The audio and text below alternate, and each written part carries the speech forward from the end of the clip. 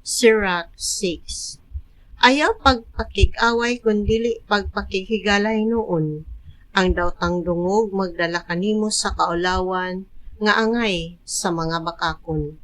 Ayaw pagpadala sa kainit sa imong pagbati kay kini makadaot sa imong kalag, sama sa mahimo sa usa ka bangis nga toro.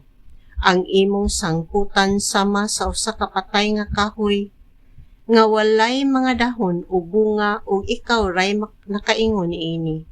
Ang daotan nga mga tinguha makalaglag kanimo o maghimo kanimo nga usa ka kataw-anan ngadto sa imong mga kaaway.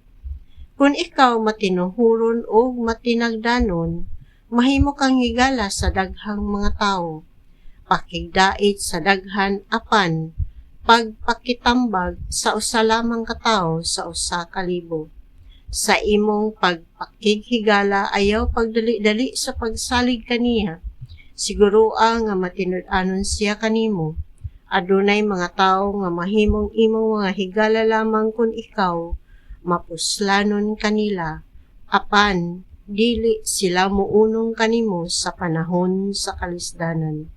Adunay uban nga masilo kanimo tungod sa panagsumpaki ug unya pakaulangawan ikaw niya pinaagi sa pagbutyag sa tanan mahitungod niini. Adunay uban nga makigsalo kanimo samtang hamugaway pa ikaw. Makigunong sila kanimo daw imong anino ug musugo usab sa imong mga sulubon apan dili sila muunong kanimo sa panahon sa kalisdanan. Kung magkalisod-lisod na ikaw, mutalikod sila kanimo ug dili na ikaw makakita kanila. Pagpahilayo sa imong mga kaaway ug pagbantay sa imong mga higala.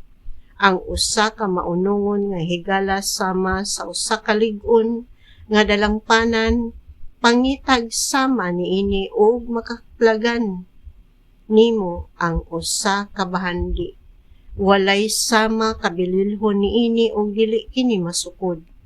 Ang usa ka maunungon nga higala sama sa usa ka tambal nga mag-amping kanimo gikan sa sakit.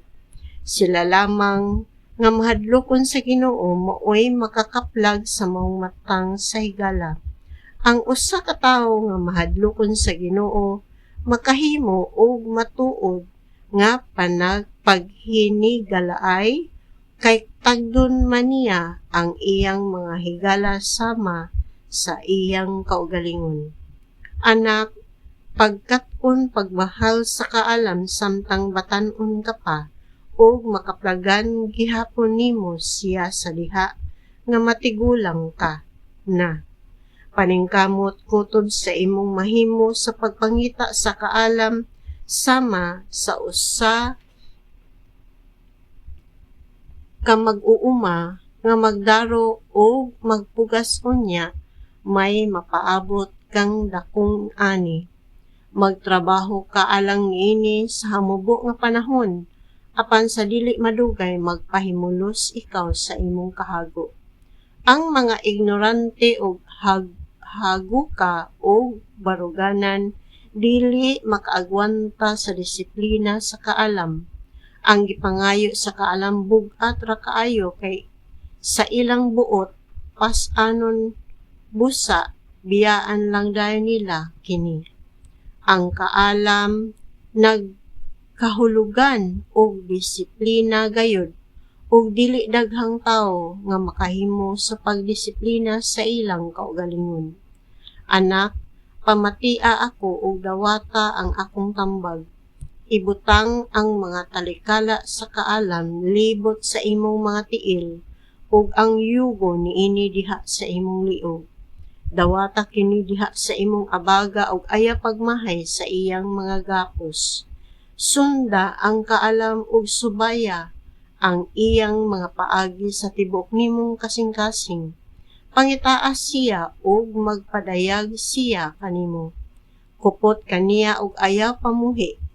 Unya makita nimo ang kalinaw sa hunahuna nga iyang gitanyag ug mahimo siya nga imong kalipay. ang mga timaan sa kaulipnan nga imong gisul-ob mahimong mga timaan sa harianon nga kahalangdon. Ang iyang mga talikala mahimong imong panalipod ug pas-ano nimo ang iyang yugo sama sa usa ka harianon nga bisti. Isul-ob nimo ang kaalam sama sa usa ka harianong pupo ug korona. Anak, makakat-on ikaw kung buot ka, mahimo kang abti kung buot ikaw niini. Kung gusto nga ikaw mamati, makakat-on ka ug mahimo kang maalamon. Lakaw diin atua ang mga tigulang, pangitaa ang usa ka tawo nga maalamon ug pabilin didto uban kaniya. Pamati gayud mahitungod sa mga balaanong mensahe ug sa bisan unsa nga nagpakita og pagpanabot.